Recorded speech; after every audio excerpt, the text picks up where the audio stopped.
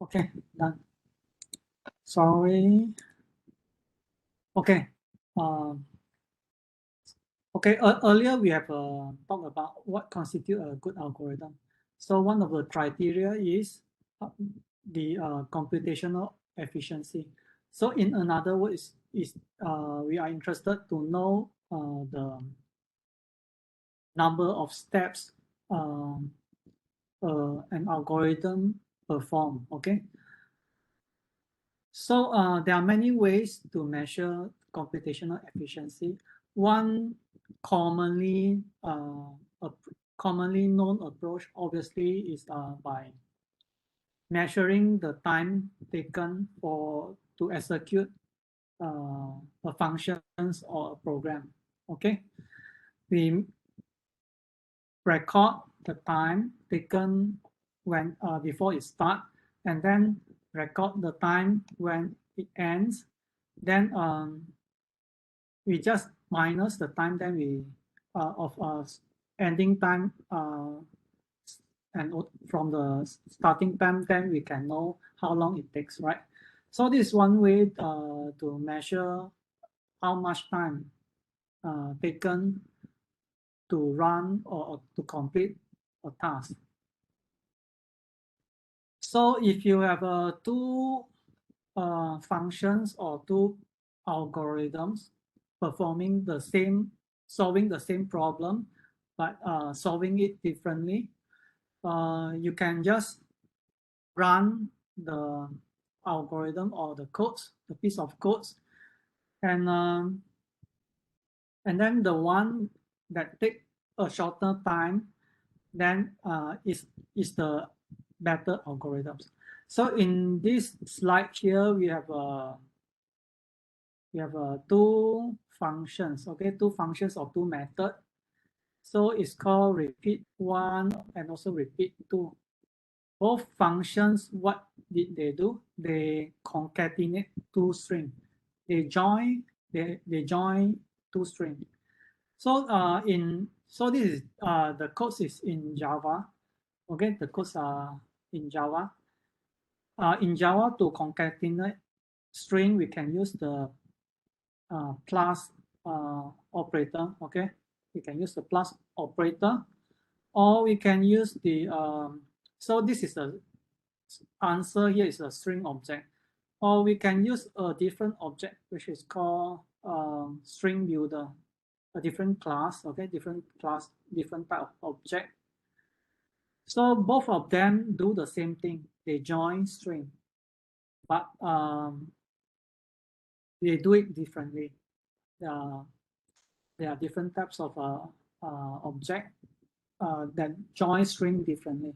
And if you look at the time, repeat one using string object seems to take longer, okay, longer time. The y-axis, if you look at it, is the running time. X-axis is the n. N is the number of times you run the concatenations. And you see, we can see that repeat one is on top, meaning it takes longer time compared to repeat two. Okay. So this shows that repeat one is not that efficient compared to repeat two in terms of the in terms of the computation. And from in this experiment, you can see also other informations like we do the experiment a number of time, right? We run the experiment a number of time with different n. Okay, so normally this is what we do, right?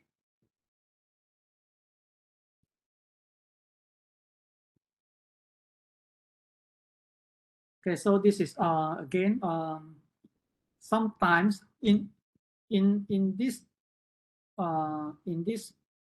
graph here, you can see that it is executed for one n is also only executed one times. But for some algorithm, sometimes you might want to execute the same n different times, different number of times. So if you look at this n at over 1 to at 20, around 20, okay? There are two samples, right?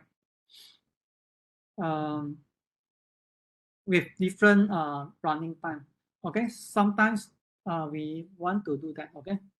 Because for certain algorithm, when the input is different, the n is the same, the running time can be different, right? So this is another thing that are important. Some algorithm, different input, the n size is same, they always give same answer. But in many other cases also, when the input is different and is the same, they can give different answers. Okay.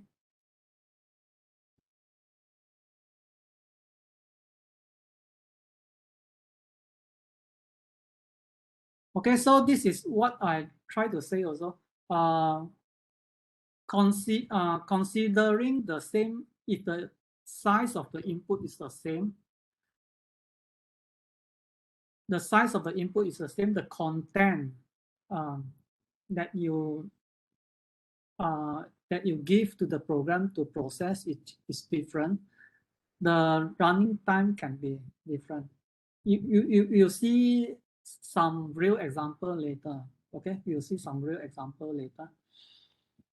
But from this example here, you can see that certain input it can it can complete faster. Certain input it take longer time to complete. So this is what we call the best case. Okay, best case. And this is what we call the average case. Sorry, the worst case. And to get the average case, then you just add them up and calculate the average, right? Okay, so what we saw just now is by measuring an algorithm, by measuring the execution time. So there is problem with this approach. What is the problem? The problem is for this approach to work, okay, for this approach to work, we must have a hardware to evaluate. We must write the algorithm in source code, and then we must run the source code in the hardware. Okay, so this might not be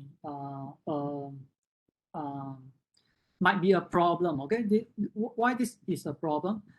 Because if there are different person with different machine or implement the algorithm in different programming language, if you evaluate it in different hardware, different software, then the answer might be different, right? Then it will be difficult, okay? It will be difficult to compare results. Which result we should use, right? If there are different person writing, implement the same algorithm in different software and different hardware. So it is difficult to compare algorithm like this, right? Same algorithm, different person will give different answer. And then if we have different algorithms, that is even harder to compare, right? So measuring, evaluating an algorithm, the computational efficiency by measuring time is not a good approach, right? Okay, so what is a better approach to evaluate an algorithm? So in computer science, we will be using theoretical analysis, right? We will be using theoretical analysis. So what what we do in theoretical analysis. In theoretical analysis, what we do is we count the primitive operations. Okay, we count the number of primitive operations carried out in the algorithm. Okay, so what are the primitive operations? Examples are assignment, comparison, arithmetic operations like plus, minus, multiply, divide, calling a method with return from a method, and some other like constructing an array. Okay, so these are operations that we consider as primitive operations, and we assume, okay, there's an assumption here is the primitive operation takes the primitive operations take constant amount of time to perform. Okay, some constant. Okay, this primitive operation takes some constant amount of time to be executed. What is the benefit of doing theoretical analysis? The benefit is you do not need to implement the algorithm. Okay, in software, the algorithm can be pseudocodes. Okay, but still we can evaluate the algorithm, and there is no need to have a hardware. Okay, there's no need to have hardware. Okay, so I repeat, we measure the number of primitive operations performed, okay, in the algorithm to see how good is the algorithm. The number of primitive operations performed in an algorithm normally increase with the increase of the number of input, okay? When n, the input increase, then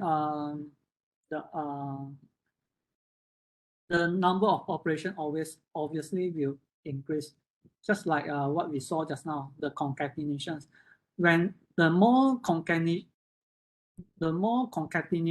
you carry out, the more the number of operations carried out will increase.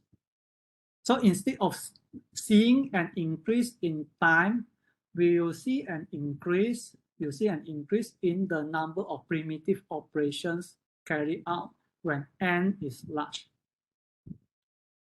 So we'll use the functions to characterize. We'll use a function to characterize the relationship between the number of input and the number of primitive operations performed. And in theoretical analysis, we will also do we will also be evaluating best case, worst case, and average case complexity. But normally, okay, normally best case complexity is not very informative. Okay, average case is sometimes it's quite difficult to analyze. Okay, sometimes it's quite difficult to analyze. So often what we will see is worst case. In most algorithms, they will normally give you the worst case, okay, worst case complexity. In the worst case, how an algorithm will perform. So normally worst case is what we will normally see when someone introduce an algorithm or analyze an algorithm in terms of time complexity. Okay, let us look at examples of how to calculate the primitive operations. Okay, let us look at how to calculate primitive operations. Okay, look at this this function here. This function here is called Pally. Okay, this function here is called Pally. The parameter is array. Okay, array values. And then there's an assignment here, right? So we perform one assignment. one assignment, okay? And then subsequently, there is a for loop, okay? The loop start from I equals to 0 and then loop until the whole array, okay? The length, the whole array. So I increase by 1, increment 1 every time. Inside the loop, it just multiply, okay? It multiply and then store the value in the results. Okay, this tally function didn't do anything very interesting. Basically, it multiply all the values in the array and then return the results. So now what we want to do is count the primitive operations. So here we have one assignment. After we execute this statement, then what we will do is with I equals to 0, right? I equals to 0, right? I equals to 0. So there's one assignment here, right? One assignment, and then what in this for loop normally subsequently what we do is we compare whether I is less than the length, right? The length is n, okay? If your array has 10 items, then the length is 10 in this case. So since I0 less than the length, if I is 0 less than the length, then the loop, the statement in the loop will execute, right? Then the multiplications will be carried out, and then assignment will be carried out, right? So the loop here, how many times the loop will be executed? How many times? N times, right? N is the length, okay? Length of the array, okay? N is the length of the array here. How many times the assignment will be executed? Okay, how many times? So this is one time here, and then you see here, right? So this is basically assignment. This I plus plus is, as you know, is I equals to I plus 1, right? I plus plus here is I equals to I plus 1, right? So I equals to I plus 1, meaning we will run the assignment, right? You run the assignment. So how many times the assignment will be executed? This I equals to I plus 1.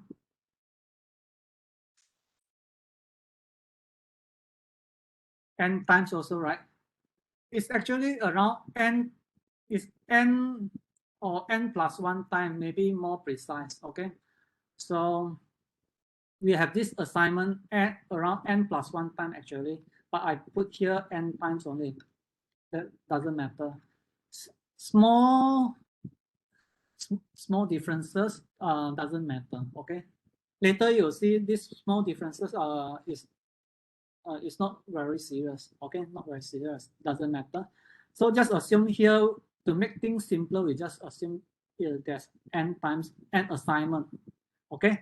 N assignment, and since this I equals to I plus 1, we have also n addition, n assignment, n additions, and then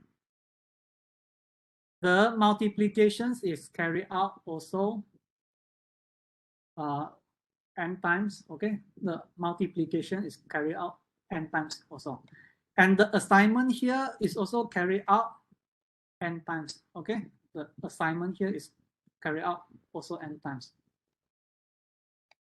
So there are assignment at the I here and assignment at the result here. That is why the number of assignment is 2n, and plus 1 is over here, right? We have 1 over here. So 2n plus 1.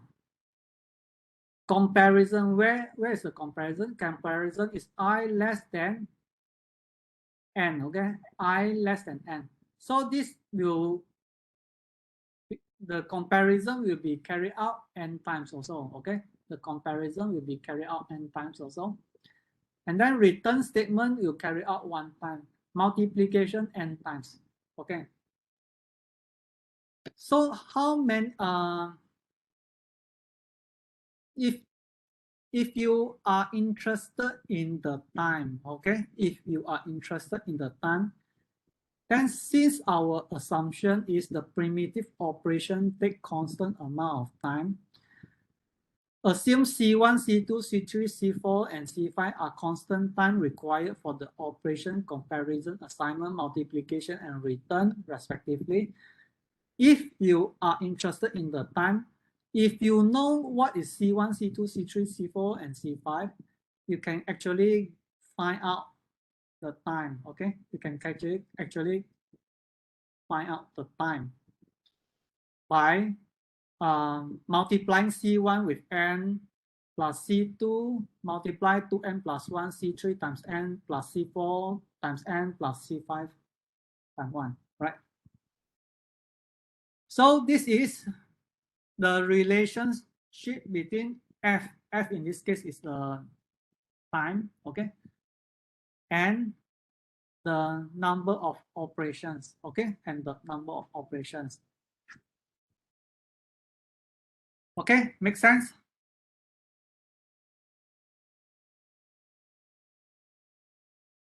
No problem? Okay, if no problem, we continue. So this is not difficult.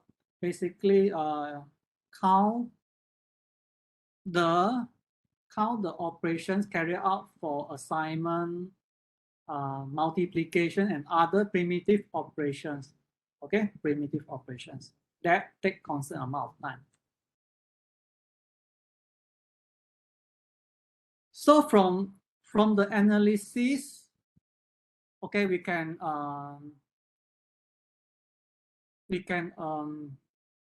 say that the total time increase linearly with the increase in n, okay, linear with n, right? Okay, linear means it is a straight line. When n increase, the time increase also in linear, okay, linear.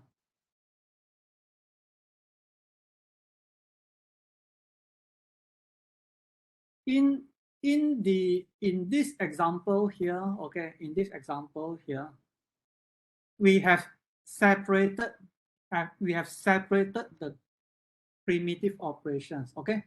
We differentiate between assignment, comparison, addition, multiplication, return. Okay, we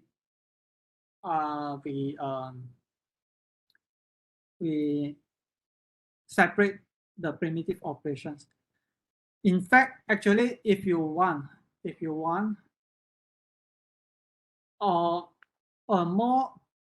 a simpler way is to just find out the relationship between the total number of operations with the size of the input. Okay, so this is simpler. Okay, this is simpler. Just find out the total number of primitive operations, the relationship between the total number of primitive operations compared with the size of the input. So this is a simpler way. So instead of C1 like this, C2 and so on, we just total up all the n and then we get 5n plus 2. Okay. So this function here just total up all the primitive operations without differentiating whether they are multiplication or addition or what. It just add them up all. Okay. So this is a simpler way to count. Okay, this is a simpler way to count. And this is what normally you will see when we analyze the time complexity. And later on, you will see that whether you use this approach or use this approach, you will end up with the same analysis. Okay, we will end up with the same analysis actually. That is why it is better just to add them up. Okay, it is better just to add them up to get the result. Okay, the reason I show you this is because sometimes you might some of you might think how we can add multiplication and maybe assignment. Multiplication obviously take longer amount of time. Then assignment should take shorter time, right? Then if we add them up, is it make sense, right? So the thing is, at the end of the analysis, whether you do this or do this, later on you'll notice with the analysis that we do, we will end up with the same result. Since we will end up with the same result, then we just use the simple way by adding up all the primitive operations. Okay. Okay. Later on, you will see that see why we say that. Okay. Let us look at another example. Okay. So this is a linear search. Linear search. So what is a linear search? Linear search is you have assume you have an unordered list or array. You have an unordered list or array, and you have a value you want to search. So you want to find out where is the value inside the array or list. Okay. So if you look at this code, it's very simple. There is a for loop that looks through the array to find the value we are searching. Okay, we want value variable here is the keep the value that we want to search. Okay, when we found the value, when the conditions become true, then we'll return the position of the array. Okay. Sorry, there's an error here. This is an I. Okay, this is an I. This is an I, small letter I. Okay, if after go through the list and it cannot find the value you are searching for, then it return -1. So what is the how many steps carry out? Okay, how many steps? Best case. So this is an example of an algorithm where when the input is different, the complexity or the number of steps carried out can be different. Okay. In the best case scenario, what is the best case scenario? The best case scenario is the value that we are looking for is in front of the array or list, and it is the first item. Okay, it is the first item. So what happens if the value that the value that we are looking for is at the first index? Okay, first index. The first index can be the in C or C++ is item the first index is 0, right? Okay, so define the value at the first item in the array. Okay, so we find the value at the first item inside the array, and we find the value and then it return. So I in this case is 0. If okay, it is 0 because it is the first item in the array. Okay, so this is the best case. So in the best case scenario, we will perform one time the assignment. I equals 0, we perform one time. Then we perform one time I less than n, which is the length of the array. We perform one time comparison over here, right? We perform one time comparison, and then we perform another time comparison in the if statement. Okay, the if statement inside the for loop we perform one time. So total we perform two times comparison, and then we perform one time return. Okay, in terms, if you want to calculate the time, so you can have a C1, C2, C3 are some constant. Okay, so you can find out the relationship between the total time and the size of the n. So what does it tell? So this, in the best case, this function tells us that do you see an n inside the total time? No, right? There's no n inside the function, right? So what does it mean?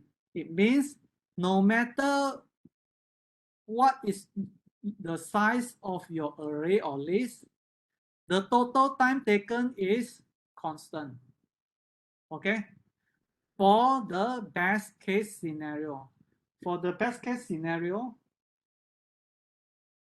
for the best case scenario, no matter how large is your list or array, the best case, because the best case is the item we are looking for in the array is at the first item. So n is not important. It takes constant amount of time. Okay? Okay, understand? Now let's look at the worst case scenario. Okay, so what is the worst case scenario? Obviously you can for this problem you can easily guess. The worst case scenario is what? The items that we are looking for is at where is it? In the array or list?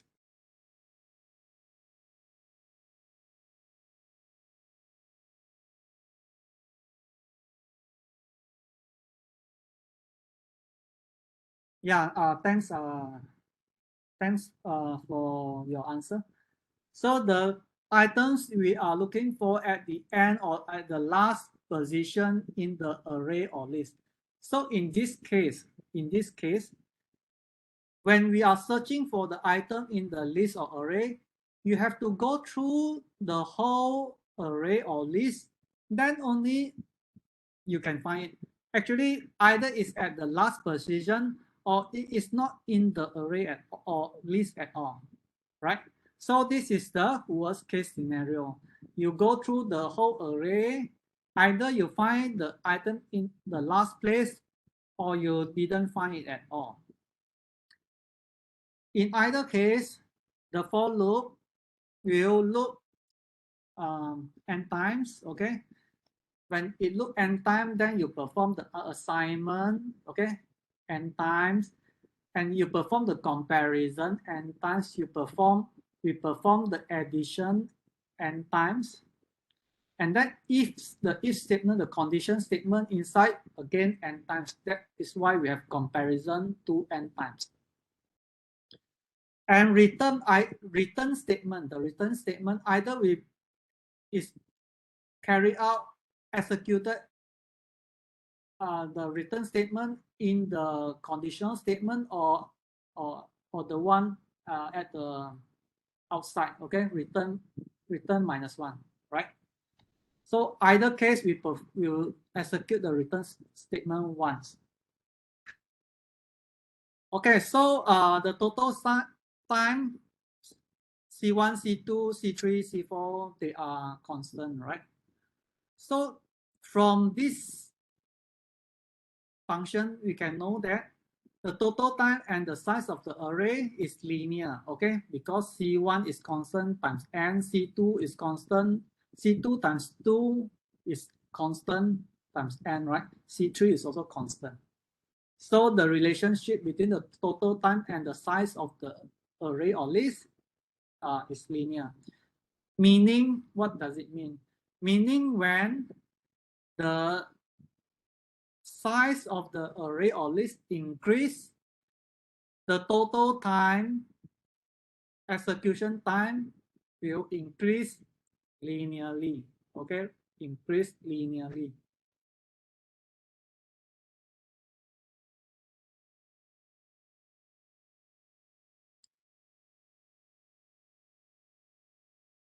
Is okay.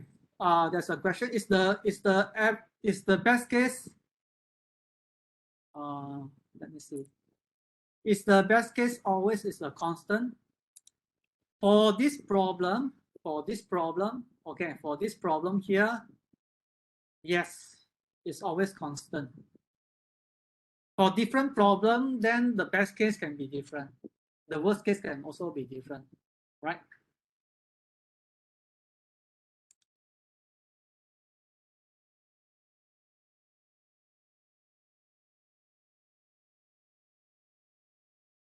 Okay, so this example of best case and worst case.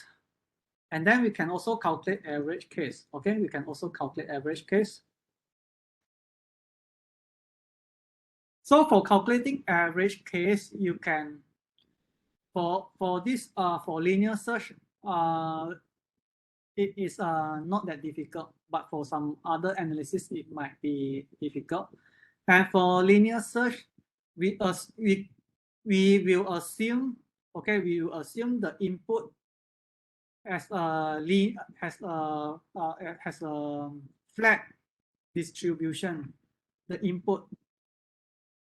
What does it mean by the input as a flat distribution? Is meaning the input. Let's say you have a let's say your array. Let's say your array is has the length of 10, right? Length of 10. Sometimes you find the input.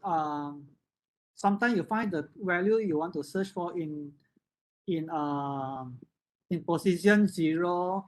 Sometimes you find the value you are searching for in position 1, position 2, position 3, position 4 with the same amount of time. That then your distribution will be flat. Okay, so if you assume that your calculation will be simpler, right? For average. If you assume your distribution, for example, is a normal distribution or Gaussian distribution, then the answer might be slightly for this case it will be, if it's a normal distribution, then you might you will get the same answer also. But for some other problem, it can be different, right?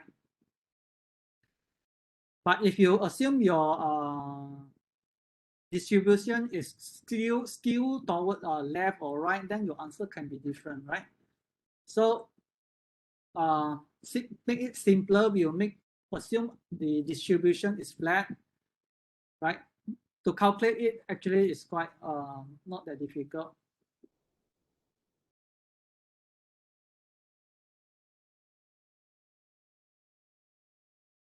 Okay, so you get the idea, okay? You get the idea how we analyze. We analyze by calculating the primitive operations, the number of primitive operations carried out. And to make it simple, we will just add up all the primitive operations. We just add up all the primitive operations.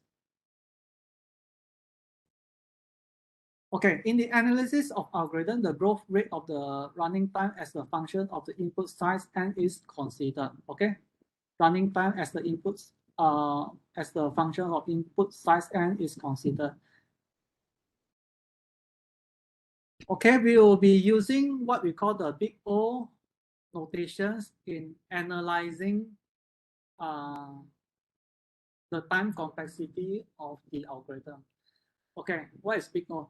We say that the function n, fn is an element of big O of g of n if there is a real constant c more than 0 and an integer constant n0 more or equals to 1 such that function fn is always below or equals to c times the function gn for all n more than n0.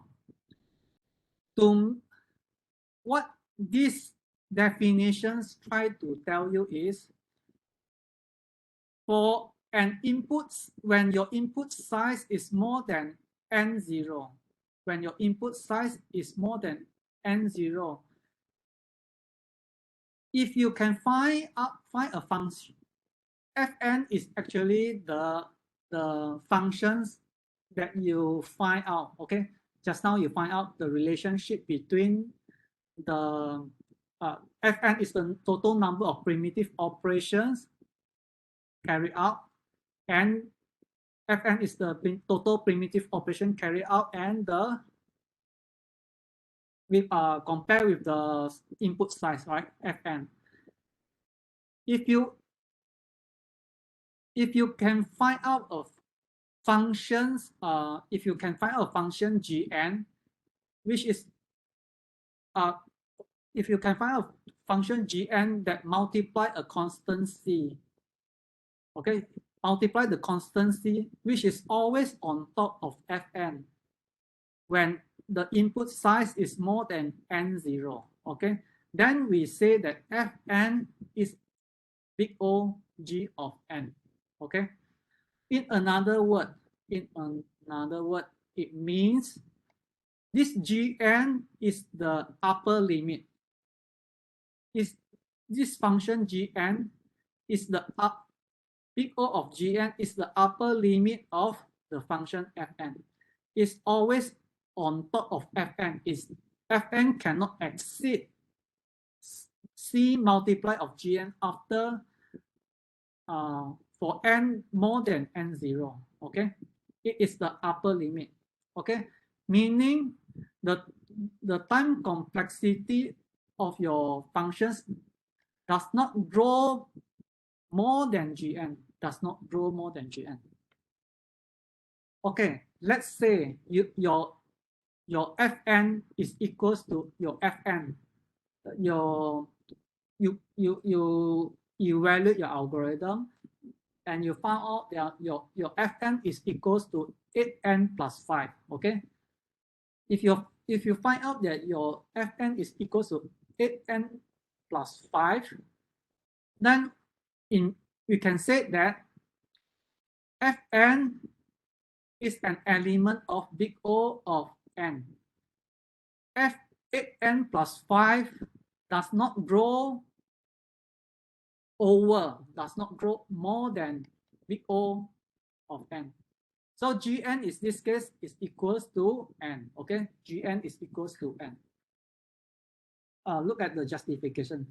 By the big O definition, we need to find a real constant c more than 0 and an integer constant n0 more or equals to 1 such that 8n plus 5 is less than or equals to cn. So we can find a c. We can simply just choose a c. C equals to 9. 9 times gn, in this case gn in this gn in this case is equals to n. Okay, gn in this case is equals to n. So c equals to, we just simply choose a C equals to 9. 9 times n, 9n, right? 9n is always on top of 8n plus 5, okay?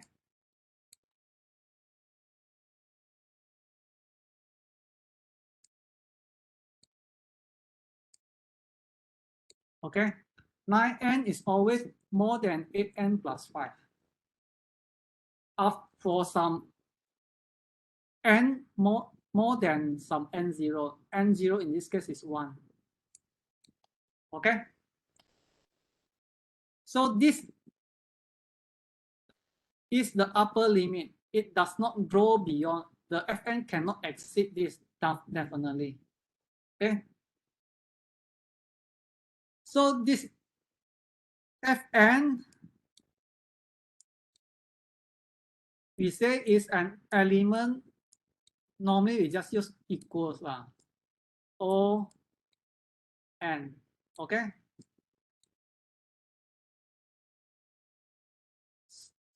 So to make it simple, even simpler, what does it mean? Remove the constant, then you get your answer. Okay, ignore the constant, you get your answer.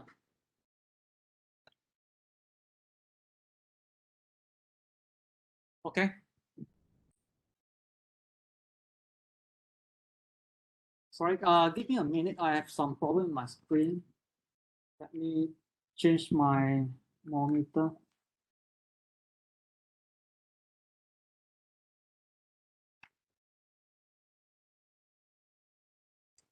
Give me a minute, sorry.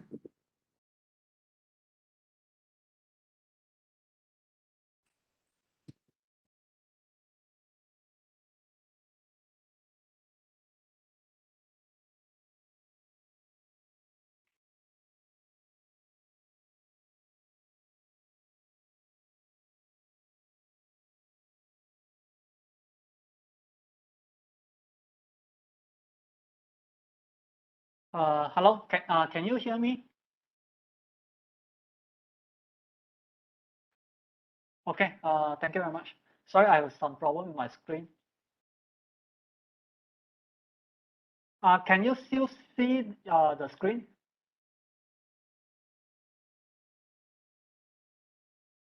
You can see the screen, right? Okay, thanks. Okay, any questions? Any question about this? Okay, and do you have any questions?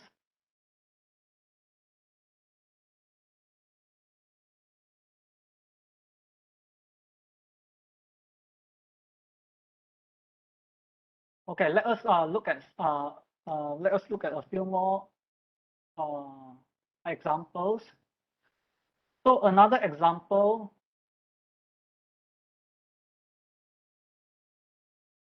is this. Look at this. 5n raised to the power of 4 plus 3n raised to the power of 3 plus 2n squared plus 4n plus 1. So this is Fn. Okay, this is Fn. This is Fn. So this is Fn. What is the Gn? Gn in this case is n raised to the power of 4. Okay, Gn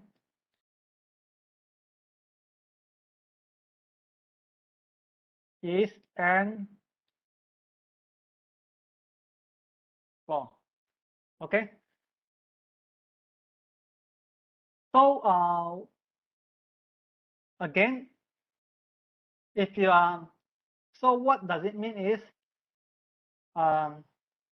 actually you just ignore the smaller order of n. Ignore the smaller order of n. Ignore the constant. Then you get your answer. So this is simple way to tell you how to get the answer. But you must understand one thing, okay? you must understand one thing. What big O tell you is, what big O try to tell you is,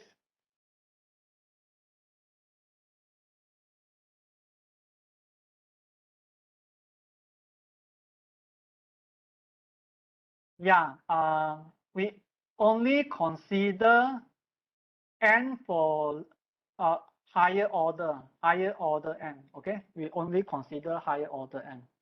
Why we only consider higher order n? Because n power 3, n squared, it grows, obviously it grows slower compared to n4, right? Okay? n cube, n squared, and it grows slower compared to n4. n4 grow very fast, okay? And n raised to the power of 4 grow very fast, right? So if you draw a graph, okay, if you draw a graph, n4, okay, n raised to the power of 4 is over here, n raised to the power 3 is over here, right? And n square is over here, right? I just roughly draw it. It's not straight line like this, right? So what I'm trying to say is, so we only need to, this is what matters, okay? This is what is matter, right? What matters. So your Fn does not grow faster than n4 times some c, okay? When c times some n4, your Fn is somewhere over here. Okay, it's always below here. So, okay, understand?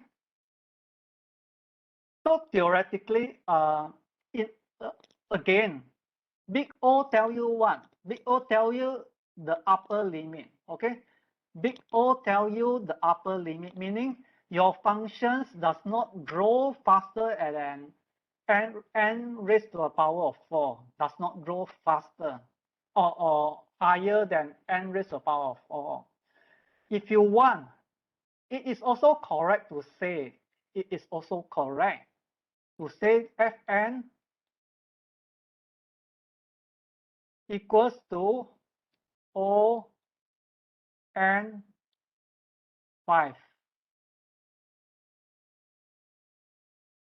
Okay, if you want to say Fn, in this case, put n raised to the power of 5 is also correct. Why? Because it is at the bottom, right?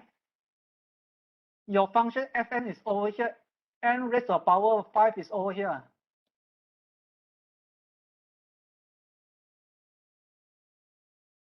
Right? So, like what I say, big O tell you the upper, set the upper limit, meaning your functions does not grow beyond that, does not grow beyond that, right? Okay. So, theoretically, if you want to put n raised to the power 100, it's also correct. It's just not accurate.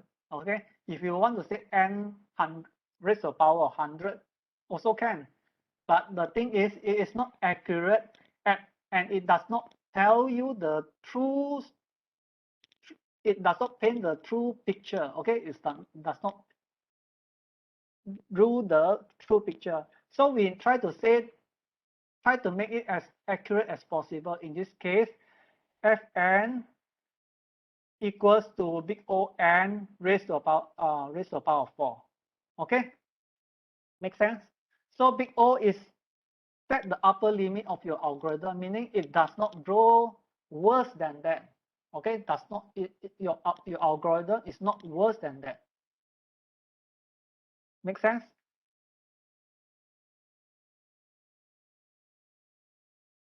So let us look at the tally function just now.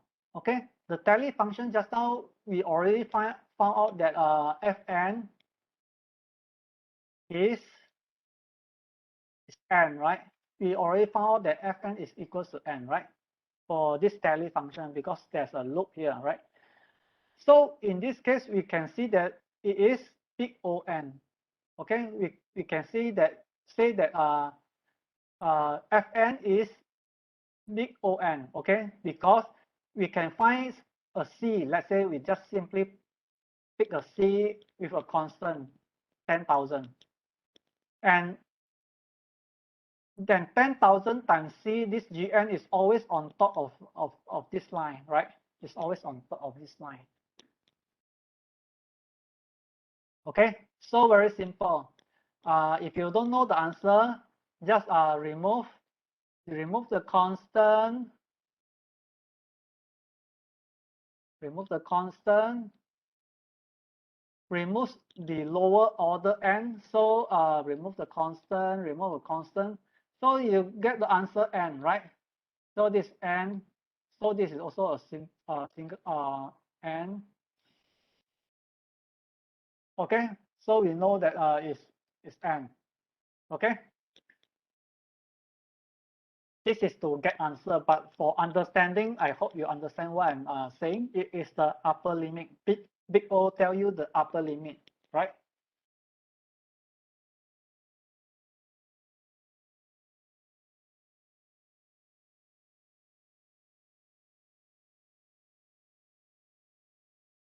Okay, linear search.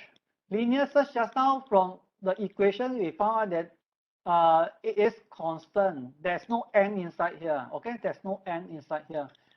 So meaning is big O 1. Because this 1 times some C, you just simply choose a C, let's say 10,000. It is always on top of this value of this function, right? So Gn is equals to 1. 1 times some constant C, right? Is always on top of Fn, right? So we say that Fn is big O1. So meaning is constant. Okay? Make sense?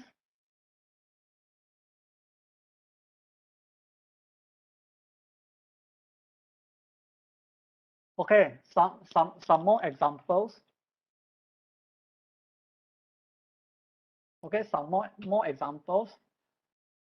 Okay, this Fn is equals to 5n squared plus 3n log n plus 2n plus 5 is, so this is answer. As I like what I tell you, only consider the higher order n. N times log n is actually smaller than n squared. Okay, n times log n is slower than n squared. So remove the constant. Okay, remove a constant, then you get n squared. So this one also n times log n grow slower than n cubed, right? So remove the lower order n, remove the constant, so you get n cubed, right?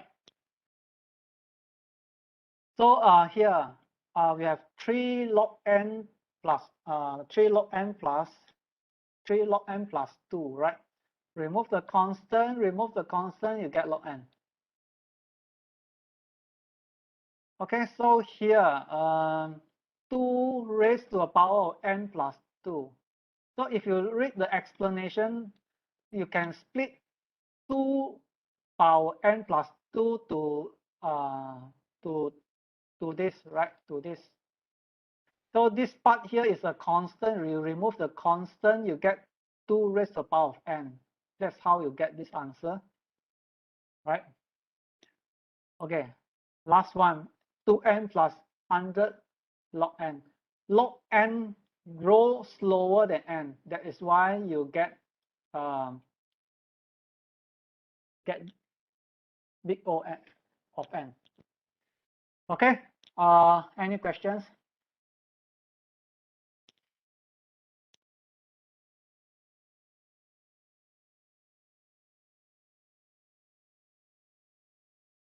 Okay. Very easy. Get the answer is easy, okay? But important is also understand, okay? Understand.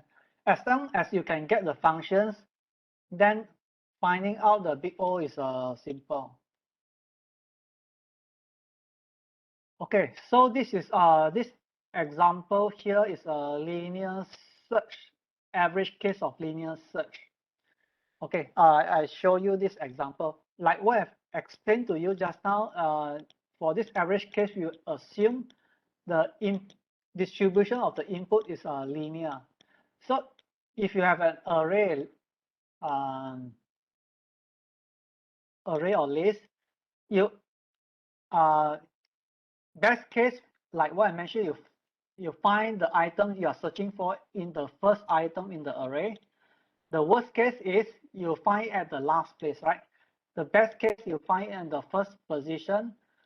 The worst case you find at the last position, right? So it is also possible for us to find at the position 2, position 3, position 3, position 4, and so on, right? Or n minus 1, right? So we can find at position 1, position 2, position 3, position 4, and so on to n minus 1 or n, right? Assume, okay, now this is called what we call the arithmetic sequence. Assume we have another, we have another list. We find it at n minus 1, n minus 2,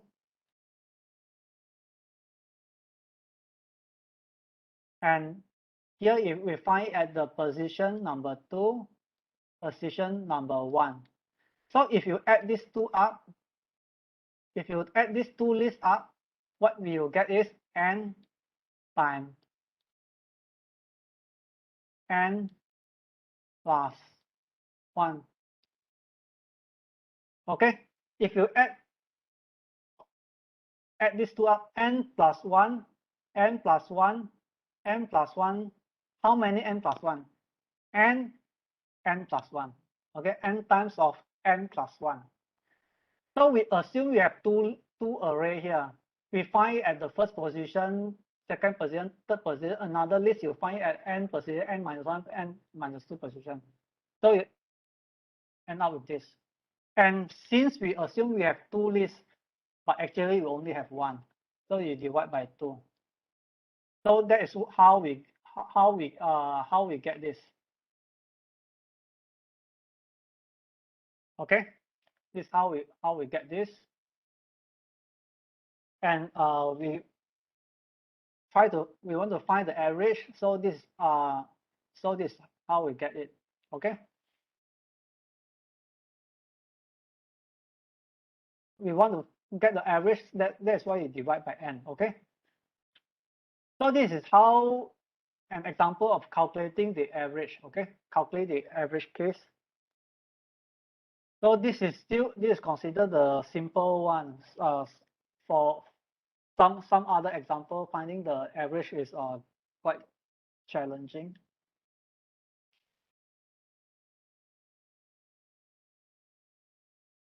Okay. Any questions?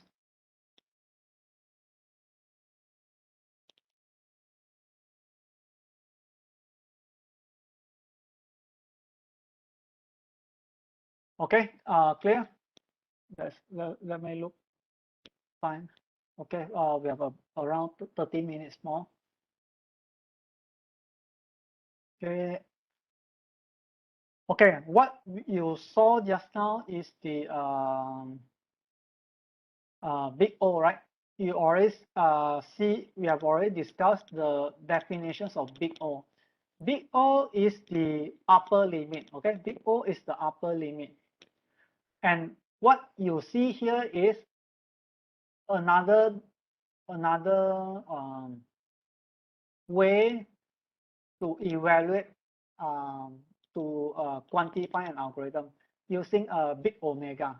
So big omega instead is the lower limit. Okay, it is the lower limit. Okay. Okay, it is the lower bound of the function fn, meaning it is always below or at the bottom of fn. This gn times c, when you multiply c, it is always at the bottom of the function fn after for some n more than n0. Okay, so for some constant n more than or equals to n0, it is always at the bottom. It is always at the bottom. So because big omega is the lower bound, okay, sometimes not many people want to use it, right? Okay. What is the lowest lower bound we can put? Anyone? Anyone know what is the lowest lower bound we can put?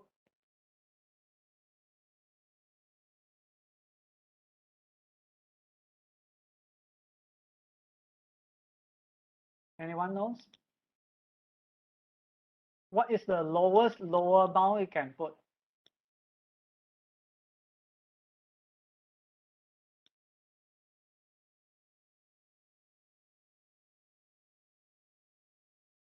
Yeah, Kengpun, thanks. The lowest lower bound you can put is a straight line. Okay, it's a straight line. The lowest lower bound you can draw is a straight line, which is Gn equals to 1. Okay, equals to 1.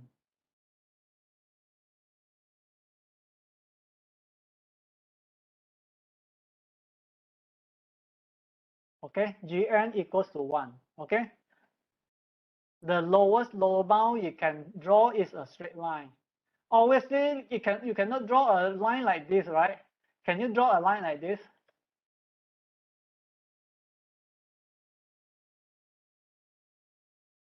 Why cannot draw a line like this?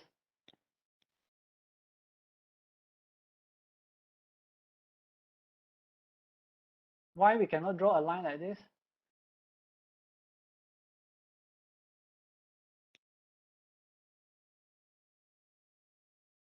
The reason we cannot draw a line like this because there is no such algorithm when n increase the number of processing drops, right? Is there an algorithm that when n increase the processing drop? No. Okay. So that is why the best case, the lowest lower bound we can draw is a constant, meaning when n increase, the number of calculations is stay constant. Okay, that is the best we can draw. It cannot, when n increase, the processing, the number of steps carried out drops. Okay. So the lowest bound is a straight line, which is Gn equals to 1. Okay. When it is equals to 1, meaning it is constant. Okay. So big omega defines the lower bound. Okay. The lower bound. So like what I mentioned, if you tell put Gn equals to 1, it does not give much information, right? If you want to set the lower bound, you want to set it to a value that is realistic. Okay, you want to set it to a value of, which is realistic. If you set 1, this is obviously true every time. Okay, every time you put is obviously true, right? But it is not accurate. It does not paint the right picture for people who analyze your algorithm. You just put if it's yeah, right. You understand what I'm trying to say? Okay, we have seen big O, big omega, and the last one is big data. Big data is what big data tells you is it is in between. Okay, big data tell us that the function fn grow in between the function gn. So you have a c1 when c1 multiply gn and it is at the bottom. When c2 multiply g of n is at the upper bound. Okay, so it fn grow at the same in between gn. Okay, in between gn. So if you can analyze your algorithm and give an analysis of your algorithm in big data, meaning your analysis is very precise. Okay, your analysis is very precise. So most of the time, most people will just use big O. Okay, use big O's because sometimes they're analyzing the algorithm. Sometimes certain algorithm is harder to analyze. They will use big O because it just show an upper bound. Okay, show an upper bound. Big data, you use it when you are very sure. Okay, you are very sure it grows like in fn grow like gn, then you use big data. Okay, most analysis you see they use big O. Okay. Okay, 15 more minutes.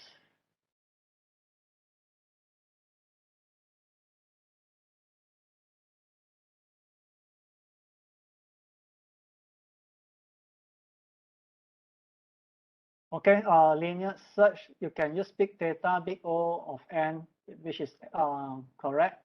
Okay. So you can simply find a constant time gn. Gn is always in between. The fn is always in between the gn. Okay, so here we list out the typical time complexity functions that you frequently see in algorithm analysis of algorithm. Constant function, linear function, log n, log n, quadratic, cubic, and exponential.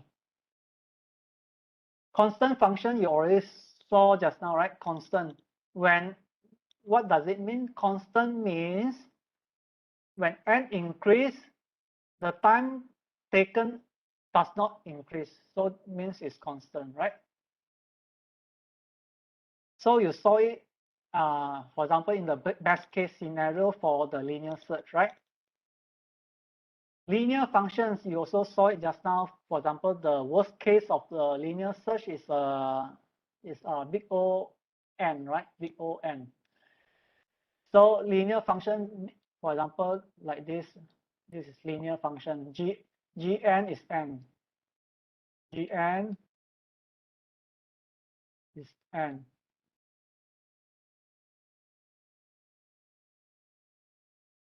Log n. Okay, log n grows slower than n actually. Okay, log n. So example of functions take log n is with for example is binary search. Okay, binary search.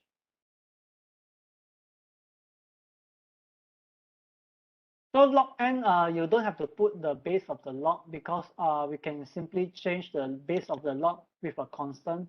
That is why there's no they don't put a base there.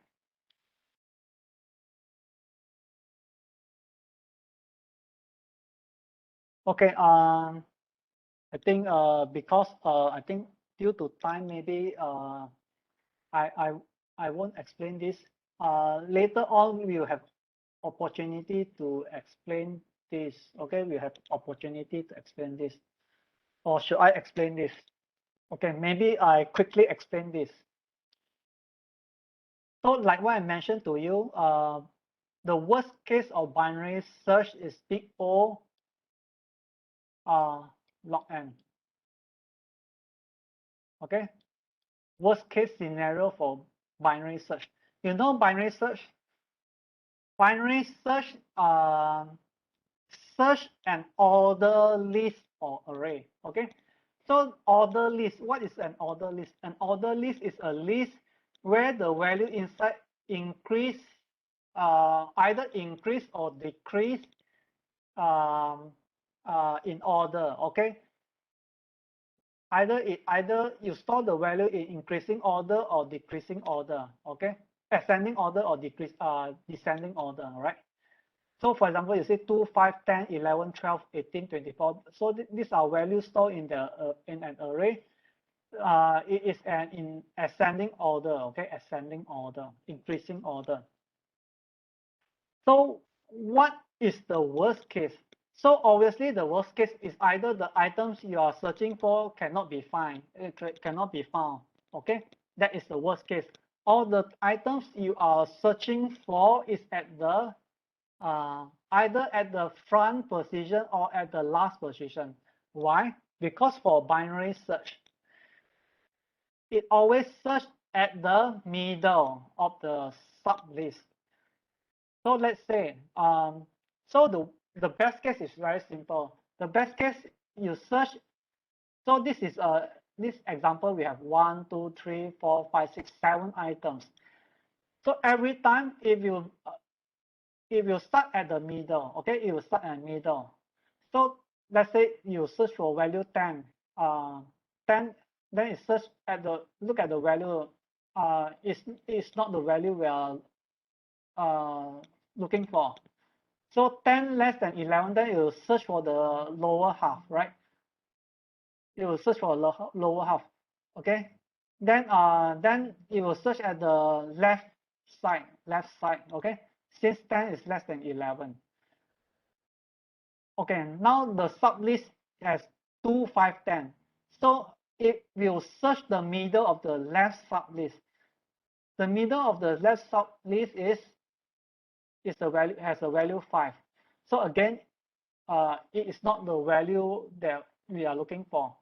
But since 10 is more than 5, then if you look at the right of the sublist, so if you look at the right of the last sublist, it defines the items, right? So this is quickly how binary search works. It always search the middle item of the sublist, and then either go to the left sublist or I go to the right sublist, right? The best case is very simple. It's just like linear search. The item we are looking for is at the middle. The worst case is, what is the worst case? So best case is very simple, big O, 1 for binary search. What is the worst case? Worst case is log n, like what I mentioned. How do we get this log n? Okay, how do we get this log n? So look at this item. The number of items here is there are 7 items. Okay, there are 7 items here. For 7 items, the number of worst case it make 3 comparison. Okay, worst case it make 3 comparison.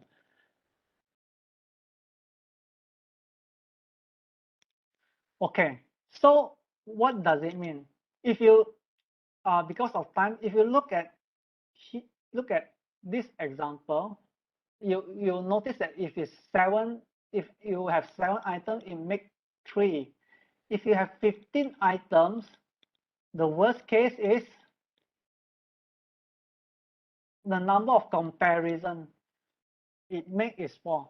If you look at because of time, okay, because of time, I only look at the number of comparison, right? I only look at the number of comparison. By right, I should be finding Fn. Okay, by right, I should be doing calculating Fn, find how many comparison, how many maybe assignment, and other primitive operations. Okay, okay. By right, I should be doing that, but because of time and also space here, what I do is I just look at the comparison. Okay, I just look at the comparison to give you an idea. Okay, give you an idea. I only count the operations that actually matters. Okay, I only count the operations that actually matter. Just like in other example, if you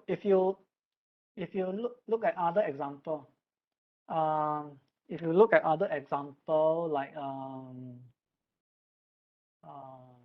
linear search, sometimes the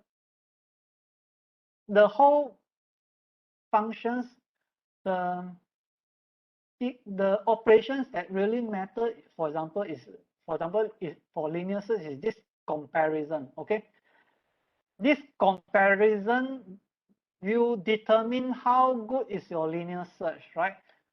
If you, so I do some what does it mean?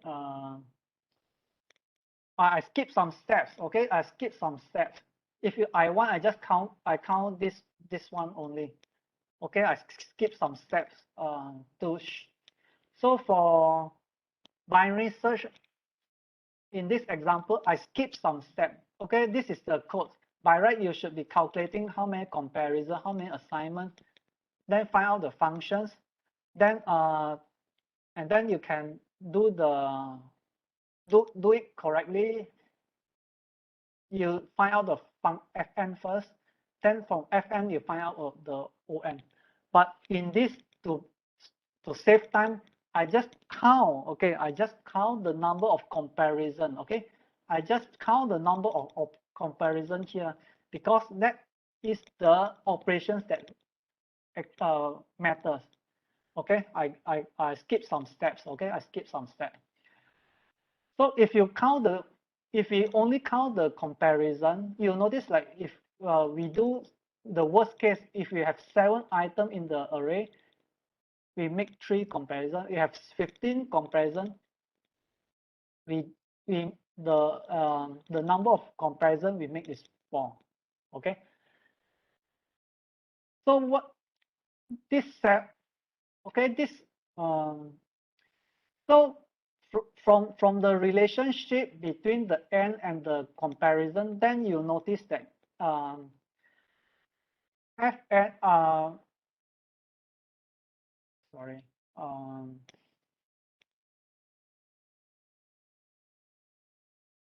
you notice that gn is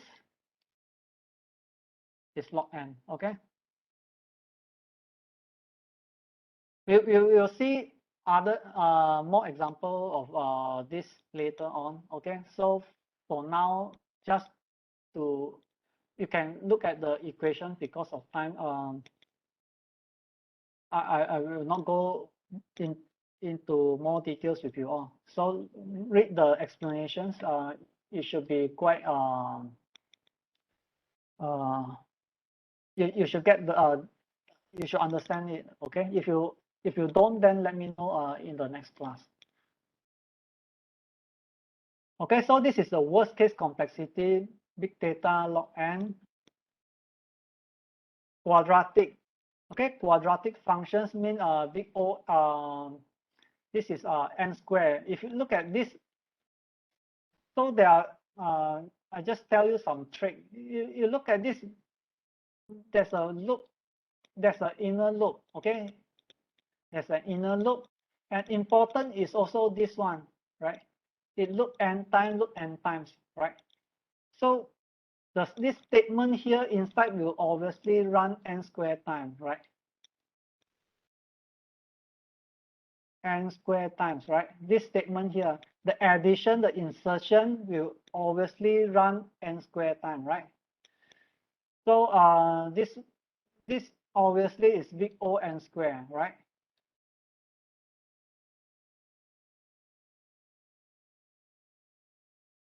Okay, cubic. So example of algorithm with cubic is matrix multiplication. A simple way to do matrix multiplications is like this. Look at this. We have a loop n, loop n, run n times, starting from 0 until n, starting from 0 until n, right? So this one inside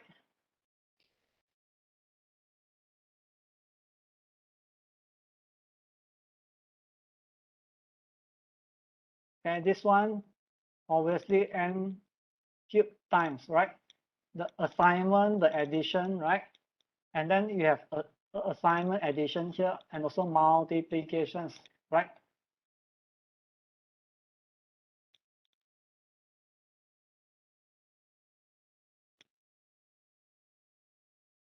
N log n, okay? Another type of functions you often see is n log n. So if you did, if you learn sorting algorithm before, you know many sorting algorithm have this growth rate, okay? Exponential functions, like 0-1 knapsack problems, or even the traveling salesman problem has exponential functions. Okay, so I'm not going into this example. You will see this example assembly line scheduling problem later. We will talk about it later on. Okay, important. So look at how is look at the growth rate. So exponential is the worst, meaning input increase a bit, the number of processing increase in exponential way, okay? Increase is in exponential way. And constant obviously is the, like what I mentioned, the function constant is always at the bottom. Then followed by logarithm. Logarithm means log n, okay? Linear is n, okay? Linear is n, followed by n log n, then quadratic, n square, cubic, and then exponential. So exponential is the worst. Second worst in this figure is cubic, followed by quadratic. The best obviously is constant. If you have a function which is take constant time, then that is the best function, right? Because no matter how big is your n, the time taken is always the same, right? Okay, so this is hierarchy of order. This is n factorial. This is the even worse.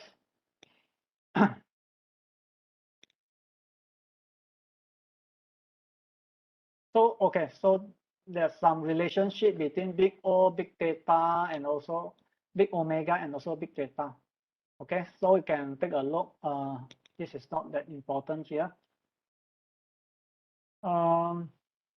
Okay, I think maybe we stop here. Okay, it's already 9:45 already. Okay, 9:45. Okay, there is a there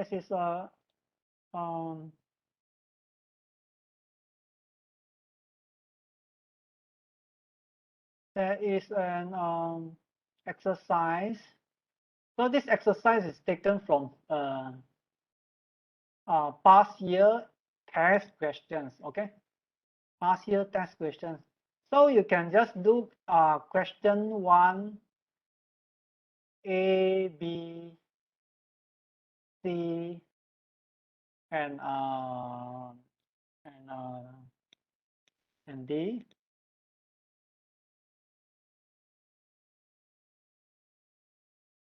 Okay, A, B, C, and D. A, B, C, and D. Later, you can do at home. Meaning after the class, because it's already 9:45. And after you do, you can share your answer here. Price one. Okay, share your answer here, right? Then we'll spend a bit time. You'll spend a bit time on discussing your answer later. Okay. So you can paste it here after you get your answer. Sabti, sorry, I didn't see your question just now. You can repeat your questions. If you have any questions, others, if you have any question, you can ask now. Okay, also. Any questions on the topic that we discussed? I have one question. Yes. Can you go to slide page 9? 9, please. 50. Page, Go to which? page 9. 9. Page 9. Number 9. Number 9. Yeah. This one? Yes. I think the comparisons should be n plus 1. If you have n loops, the comparisons should be n plus 1. Yes. Yes. You are right. Yes. Yes. Yes. The worst case is comparison, because you compare until n and then plus 1 times false, then it go out from the loops. You are right. But Yes. here I just want to make things simple. Okay, make things simple. Okay. Okay. Yes. So slightly different, no problem. Because at the end, when we find out the Fn, okay, after we get the Fn, okay, the purpose of getting the Fn is to find either big O, big theta, or big omega. So small difference is okay. Okay, so sometimes you make some small error here, count less 1 time, 2 times. Some constant time, it doesn't matter. It does not change your big O. Okay, when you try to find your big O GN, it does not change. So I for simple explanation, I just put n. You are right. It's n plus 1. So any other questions?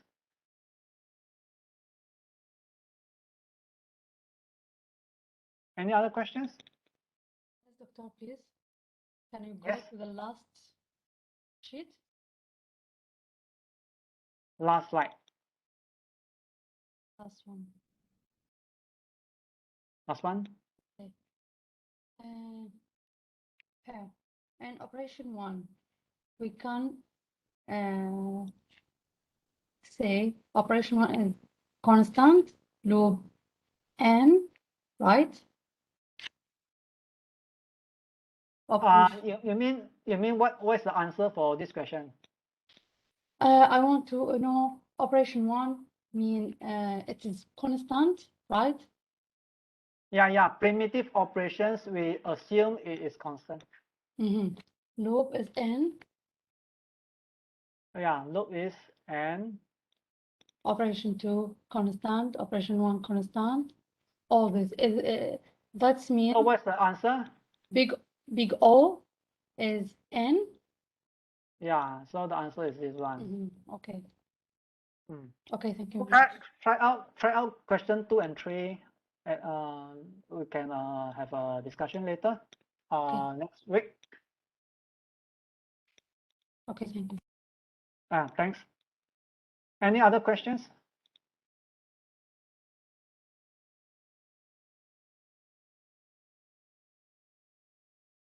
Okay, try out the exercise, like what I mentioned to you, exercise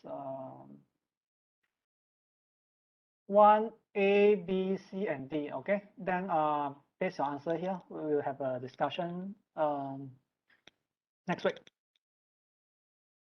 Okay, no more questions? Okay, then have a nice evening. Okay, see you all next week. Okay.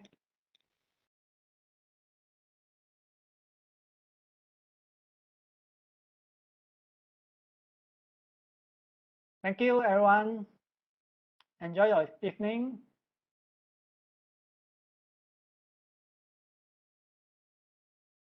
Okay, thank you. Bye.